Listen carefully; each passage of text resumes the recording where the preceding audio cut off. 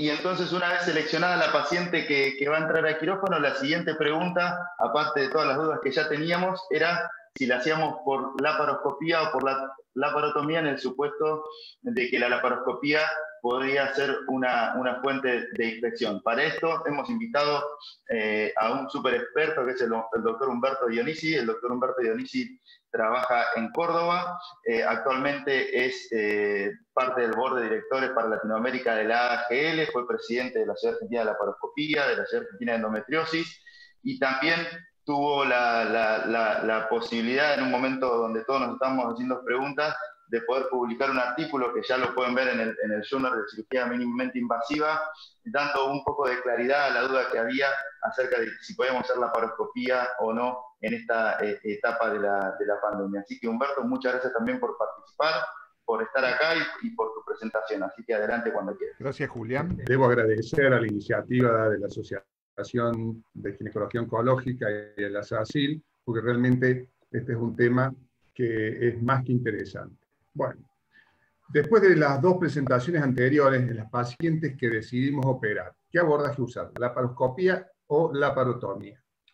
¿Por qué surge este problema del abordaje en la época de la pandemia? Surge porque a partir de que algunas sociedades internacionales publicaron recomendaciones que generaron preocupación, como por ejemplo el American College of Surgeons el 24 de marzo pone hincapié en los procedimientos que generan aerosoles, entre los cuales se encontraría la laparoscopía con el uso de la energía.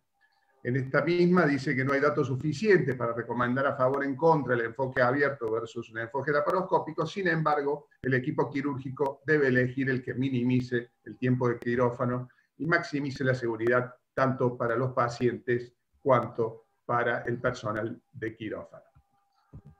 También el Royal College of Surgeons, en el 25 de marzo, dice que la laparoscopía generalmente no debe usarse, ya que se corre el riesgo de formación de aerosoles e infección viral del personal, y que la experiencia china e italiana refleja esto, y que las recomendaciones del SAGE, como por ejemplo la utilización de filtros, de cifrado cuidadoso, etc., no son muy difíciles de implementar, por lo cual considera la laparoscopía solo en casos extremadamente seleccionados, donde el beneficio de la mortalidad está sustancialmente fuera de toda duda en la situación actual. Bueno, ¿qué es lo que vamos a hacer rápidamente? Vamos a tratar de hacer una revisión del tema en base sobre todo a las contraindicaciones de la posibilidad de contagio del personal de quirófano. Bueno, básicamente entre los ítems o lo que sería probable donde estaría esto, estaría por supuesto que la laparoscopía se la relaciona con el uso de anestesia general. Pero nosotros sabemos también que se puede hacer con anestesia local y con anestesia regional. También se dice que la laparoscopía tiene un mayor tiempo quirúrgico, sin embargo, a veces tiene un tiempo igual o menor al de la cirugía abierta. La necesidad de equipos complejos, yo creo que esto está fuera de discusión porque esto va a resultar para las dos vías, para los dos abordajes. Bueno, específicamente el riesgo de transmisión viral en relación al abordaje laparoscópico estaría relacionado con el aumento de la presión abdominal y torácica producida por el neumoperitoneo, el aumento de los mecanismos de producción de aerosoles con el uso de energía y el aumento de la exposición de los aerosoles al personal quirúrgico determinada por las filtraciones que produce o la liberación del neumoperitoneo a la sala de operaciones. Un patógeno respiratorio de cadena simple de ARN y muy importante un virón que tiene 0.05, 0.1 micrón de diámetro. Generalmente se lo encuentra exclusivamente en tracto respiratorio. Localizaciones extrapulmonares son raras, por ejemplo, en sangre o materia fecal. La vía de contagio, básicamente, sabemos que se da por transmisión por gotas, por ejemplo, el tos y el estornudo, de superficie con vía mano-cara, y si bien en tos y estornudo la vía de aerosoles está discutida, también se la acepta, y quedaría, por supuesto, en procesos como intubación, extubación y lo que es el humo quirúrgico. El humo quirúrgico generalmente producido por el uso de energías, ya sea energía mecánica, energía eléctrica, energía lumínica, está compuesta por múltiples químicos y puede tener también dentro de su composición elementos biológicos, dentro de los cuales se han detectado virus como el de HPV, el HIV y el de la hepatitis B. Sin embargo, no se ha demostrado su factor o su posibilidad de contagio en estos virus. Que es un virus respiratorio, no ha demostrado un mayor riesgo de transmisión por el humo quirúrgico o neumoperitoneo, y tampoco se ha visto esto en ninguna evidencia dentro del síndrome respiratorio agudo grave, el síndrome respiratorio del Medio Oriente o la influenza.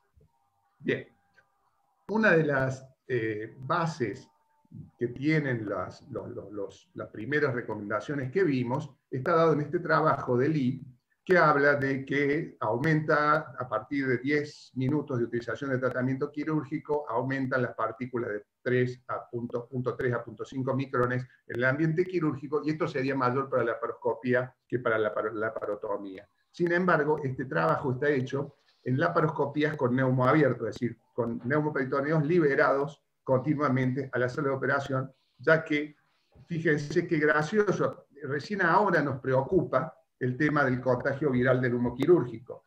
Acabamos de ver que hemos tenido epidemias de virus respiratorios anteriores y este tema realmente no ha sido tenido en cuenta. Después podemos discutir por qué sucede esto. Entonces, en resumen, el riesgo de transmisión de partículas virales viables estaría, por supuesto, relacionado con el proceso de intubación-extubación, digamos que poco con el neumoperitoneo en sí, y sí relacionado con la energía que utilizamos, tanto en la laparotomía como en la laparoscopía, considerando menor a la energía o al humo quirúrgico producido en la laparoscopía, debido a la posibilidad de manejo en forma cerrada y filtrada de esto.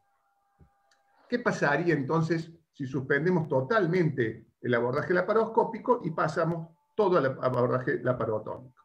Primero que nada, no se elimina el problema del humo quirúrgico. Como hemos visto, la eliminación del mismo es más difícil en cirugías abiertas. Habría mayor número de complicaciones, y en eso sí hay evidencia, por supuesto. Hospitalización prolongada, mala realización de camas y recursos críticos, mayor tiempo de exposición de los pacientes al contagio hospitalario, y en los lugares donde la laparoscopía se realiza en forma habitual, obviamente quizás un mayor costo. A partir de esto, después de las dos recomendaciones que vimos, tuve el placer de trabajar en este statement de la AGL, que se publicó el 27 de marzo, donde se establece que el abordaje quirúrgico, laparoscópico y vaginal se asocia con una menor morbilidad para el paciente en muchos casos, así como una hospitalización más corta. Los datos sobre el riesgo de exposición quirúrgica y transmisión son limitados, y por supuesto existen estrategias para todos los procedimientos quirúrgicos que puedan ayudar a mitigar el riesgo de exponer al personal del quirófano. Por otro lado, las AGES, en una recomendación del 29 de marzo, no tiene evidencia que indique que la aerolización se aislaría en los procedimientos mini-invasivos.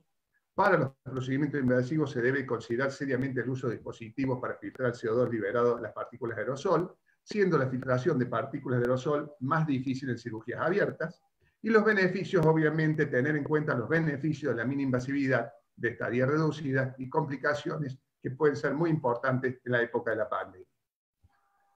La cirugía laparoscópica para emergencias ginecológicas, dice la ESGO, y cáncer sería beneficiosa para el sistema de salud al reducir la estadía en el hospital, por supuesto siguiendo las consideraciones a tener en cuenta que son.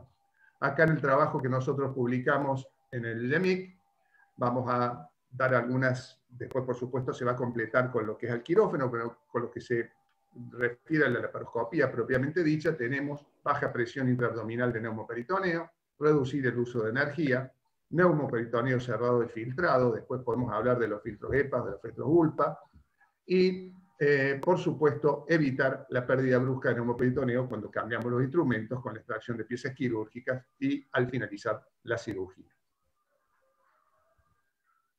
Esto es para mostrarle que a pesar de todo lo que les acabo de decir, en el mundo sigue teniendo cada uno su opinión, y fíjense que en algunos lugares de donde la pandemia ya está bastante desarrollada, se elegía la laparoscopia y en otros la laparotomía. Entonces, en resumen, el uso del abordaje laparoscópico con la evidencia actual y el sentido común debe considerarse seguro tanto para el paciente cuanto al personal de quirófano, ofreciendo una mejor contención del humo quirúrgico, manteniendo los beneficios propios de la mini-invasividad y, por supuesto, cuidando los recursos de salud. En resumen, lo que podemos decir que debemos de considerar no importa el abordaje que utilicemos, los peligros potenciales. Y de acuerdo a estos peligros potenciales, implementar todas las acciones necesarias para evitarlas. Es decir, que no depende del abordaje, depende de más bien cómo lo utilicemos. Muchas gracias.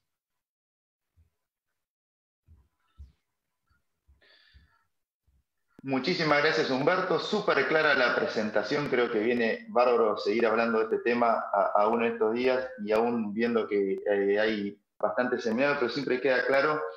Y estamos viendo que un poco lo que nos comentó René, un poco lo que nos comentó José Sadi, que hay pacientes que se pueden seleccionar y hay distintas estrategias para seleccionarlas para el quirófano, y que esas pacientes también se pueden operar por laparoscopía en base a las publicaciones y a lo que hemos podido ver en estos días, obviamente con algunos cambios que estuviste comentando, Humberto, en tu presentación en relación al manejo, a la técnica quirúrgica y a los filtros que usamos.